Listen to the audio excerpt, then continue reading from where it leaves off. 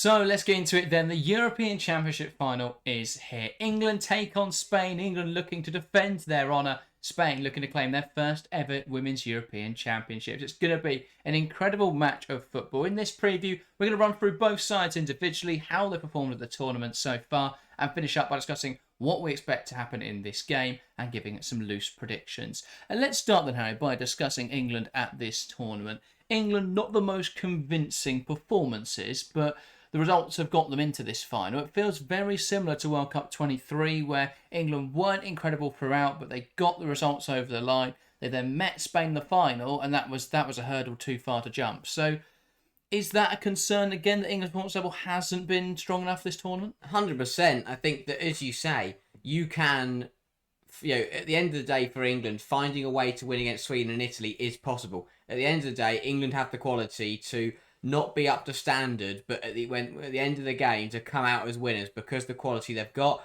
and because the best teams in the world, they find a way to win. As for Spain, you can't do that against Spain. That you can't afford to rely on that. You can't be second best to Spain for 60, 70 minutes and then turn it around late on because you'll find yourselves 3-0 down already. So England, it's going to have to be much better. It's been a tournament. It's not been an easy tournament. Of course not. I think a lot of people saying that England don't deserve to be in this final is just incorrect. I think I never understand this when people say teams don't deserve to be in a final because they've had to win all the knockout matches to get to the final. They've got through them and they've ended up being the final two. So England do deserve to be here. They're the ones who've got it over the line. It would take something remarkably egregious like a terrible referee call. We haven't seen anything like that. I think the refereeing standard at this tournament has been poor, but I don't think it's had an adverse effect on any of the games so far, but at least the knockout games, I should say. But yeah, it's I think England definitely deserved to be here. They won those matches. The performance wasn't there against Italy. The performance definitely wasn't there against Sweden. And yet they managed to turn them around late on. I think, as much as the performance has been slow to start, what we have seen is an ability for England to change up how they're playing. And so that is definitely something they could use in this game. The big question mark will be around who's going to start because of how well the bench players perform. But personally, I don't think any of the bench players should start. Yeah, unless it's through necessity, I think that we will see the same front four and the same 11 that we have seen who took the field against Italy. And again, a lot of people will say, will disagree with that. But it's one of those where, yes, the starting 11 may not be working as intended, but the subs are. So why would you risk upsetting that? We know that the likes of Kelly and Aguimang will come on and have a difference. So why would you risk that by starting them and then potentially losing that difference? Because yes, they could come on from minute one and they could play well. But if they don't, then suddenly you haven't got that impact. Whereas you know that if you start them from the bench, you will get that kind of energy. So yeah, unless there's a change through necessity, with Lauren James potentially being a doubt, or if anyone else picks up injuries along the next couple of days, or or has picked up injuries in the last couple of days that we don't know about, I would expect to see the same 11 that did play the Italy game. Yeah, I think Beth Mead will come in and start over Lauren James. That one just makes sense for me.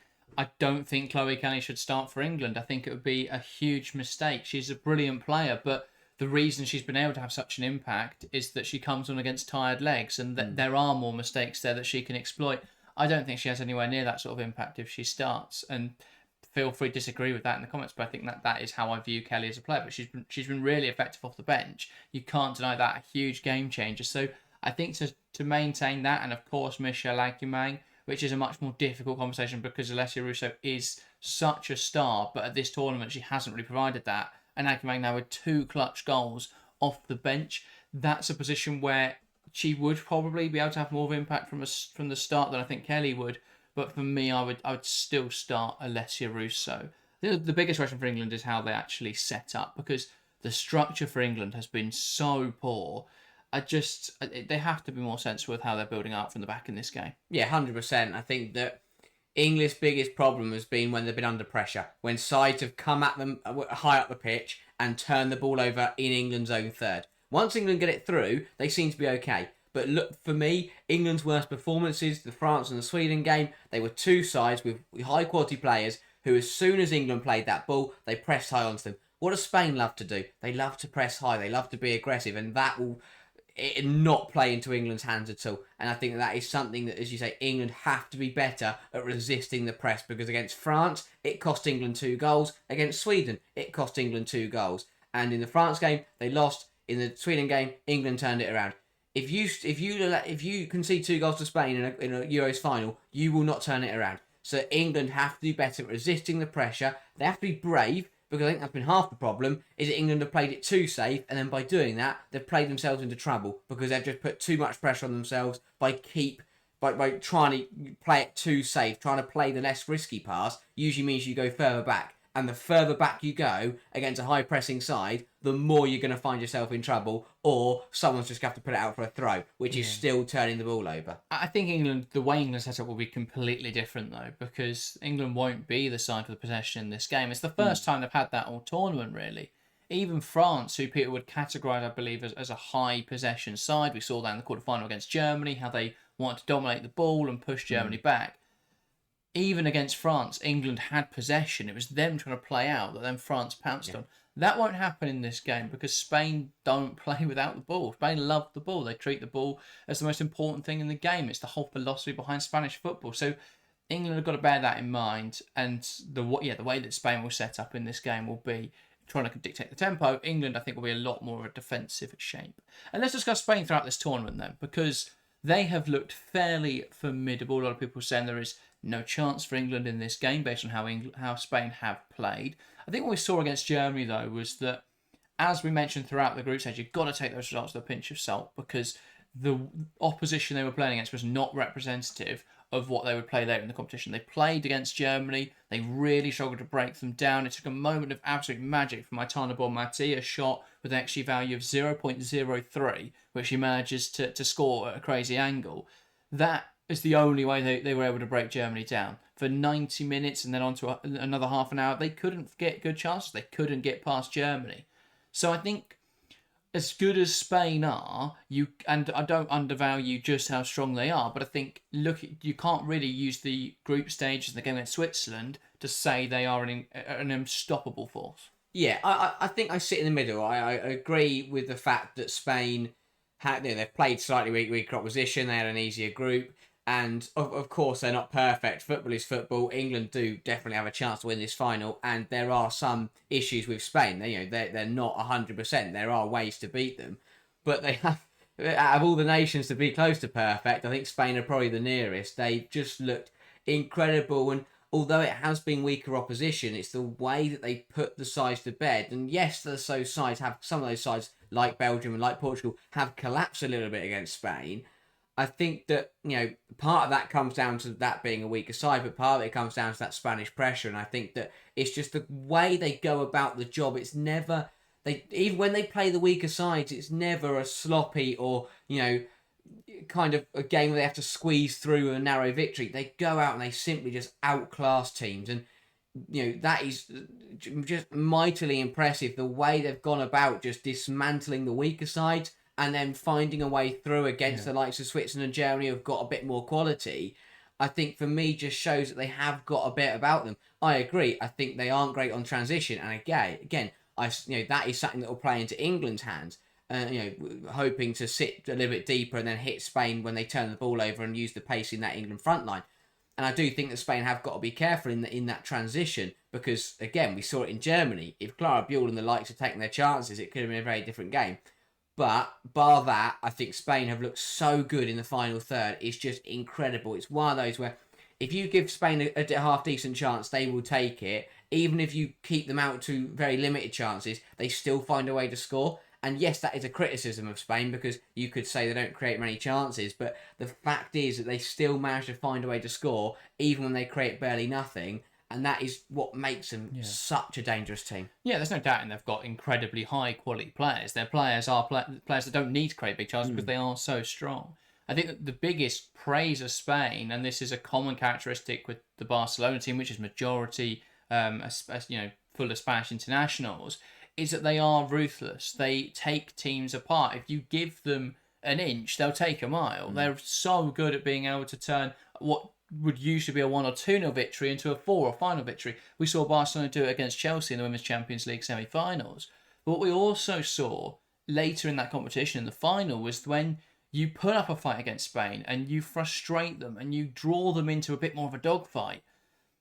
Do they have all the answers? Will be the big question, because I think we've seen before they can grow frustrated. If you put them in a position that they're not comfortable in, how do they respond to that fight? How do they respond to that challenge? If you can keep that pressure on.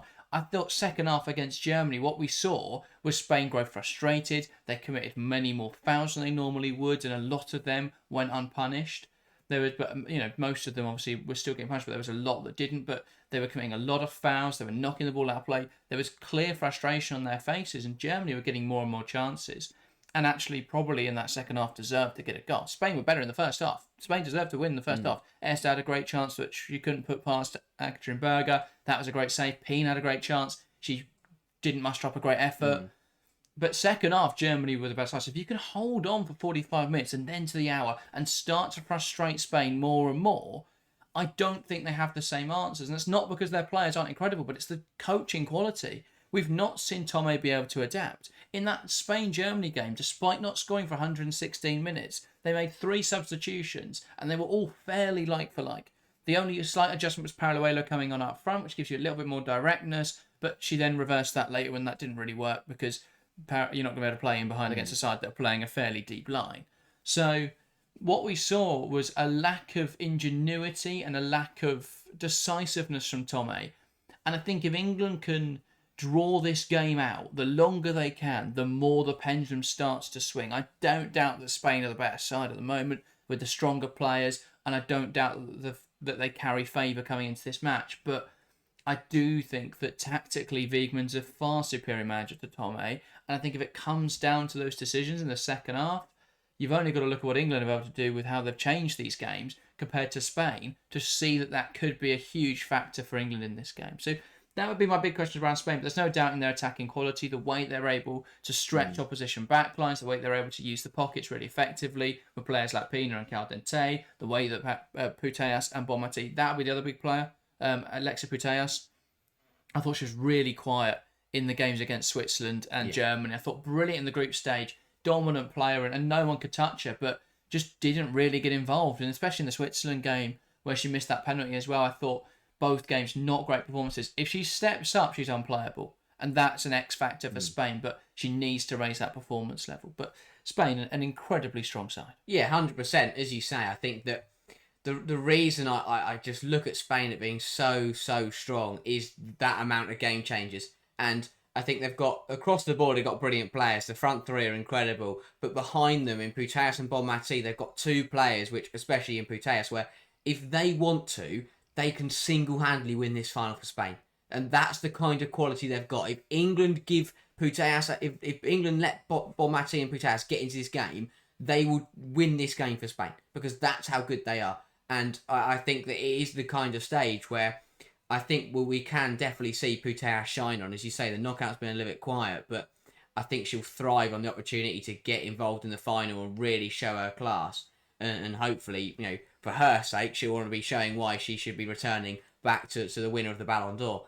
But I just think that it's going to be a very interesting one. As you say, Spain, for me, they start so strong, they count so hard, but if you can just resist that, then the game starts to even out a little bit. And that will be the interesting thing, is that if England can make it 45, 60 minutes, then suddenly the game changes. Look, Germany made it to 60, 70 minutes, or made it to half-time, made it into the second half, and the game came towards them. Switzerland, they cracked after 60, and it just before that game potentially could have turned in their favour, Switzerland cracked and Spain got on top. And that's the thing, as soon as you crack, it's game over. Spain are all over you. And again, big questions of England's mentality and their defensive quality is that if they crack, Spain will just run riot. And that will be the big threat for England, is they cannot give in to Spain. They cannot allow Spain to get through them, because once Spain are through once, you don't stand a chance. Yeah, I think that's a fair assessment. And let's get into then what we expect from this final. We'll start with lineups. Spain, I don't expect to see anything out of the ordinary. Probably full strength 11. One change from the semi-finals. Alexandri coming back in. She missed it through suspension. It'll be a like for like with Mendes, and Spain will go back to full strength. The only question would be, does Paraluelo come into the left-hand side? I don't think so. The only question would be, can you target bronze in transition? but I think Pina would be a far superior. Is a much better player and a much better fit for this Spain side. Yeah. So I think Spain will go as they have throughout this tournament. The bigger question is around how England will line up. I think the only position that I could say is nailed is defensive midfielder and in goal, mainly because there aren't any others. Right back will be bronze. I think it will stay a fullback, but it wouldn't surprise me if it even went five. I think it would be a bit of a mistake, but we saw Germany use it with some effect in the last game, so perhaps that'll be something that Wiegman looks at. And with the players in this squad, it's definitely something that could be complementary, but I'm not sure it is the right choice. Well, it'll be something that we'll see. If it is a five, we'll see Neve Charles come back into that left back position. We'll see then Bronze at right wing back, and they'll be up and down, but defending deep and then trying to rush forwards and support the attack. If it was to be a back three, then Greenwood's Morgan or Carter. I think it's a tough call. Morgan this game? 100% Morgan for me. I think that, to be honest, I thought it should have been Carter in the semi-finals against a physical, more stereotypical number 9 Girelli. But in this game with Gonzalez, I think, yes, she's very good in the air and is a bit combative, but it's not the kind of physical brute striker Gonzalez is going to look to turn and pivot, and the pace of that Spanish front three. For me, it has to be Esme Morgan in this game. I mean, if only there was a defender who was quick and physical. But I don't think England have got any of those. So let's not worry about Marla Tissier sat on the bench. She couldn't possibly play. But I wouldn't be surprised if it was Williamson through the middle in this game and moving Morgan or Carter into that wide space. But I think it probably will be Morgan. Just Carter could be useful for physicality, and the fact that England won't be defending large spaces is probably a positive that could go in Carter's favour. But yeah, I do broadly agree. It'll probably be Morgan. In terms of the midfield, it's going to be Georgia Stanway, no matter how average her performances have been. She's really not shone for England this tournament. Kira Walsh, of course, has had some highs and lows, really, but I think we'll stay in this side regardless. Do you think it'll be back four or back five? I think it'll be a four. I think Wiegman, stubborn, she'll stick to her ways.